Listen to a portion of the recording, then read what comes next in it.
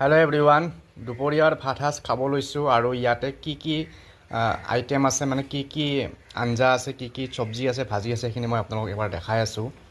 তো এয়া হৈছে ভাত আৰু ইয়াতে আছে আঞ্জা, মাছ আৰু মেষ্টা টেঙাৰ জোল আমাৰ মায়ে বনাইছে।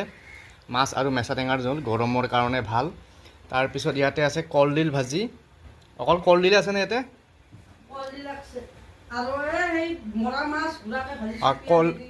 কলডিল কলডিল আৰু ইফালে জালত লগা মাছ অলপ বেয়া হৈছিলে, তাৰমানে পচাৰ নিচিনা হৈছিলে। পচা নাই, কিন্তু মানে গৰম দিনত অলপ সোনকালে বেয়া হয় যে জালত লগা মাছবিলাক।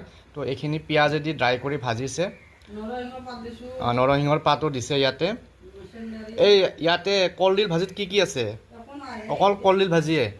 অঁ, পিঁয়াজ কলডিল এনেকৈ মিক্স কৰি ভাজিছে। তাৰপিছত এয়া হৈছে পনীৰ। পনীৰটো আমাৰ ভাই ভৰটোৱে বনাইছে। পনীৰত অকল পনীৰ না?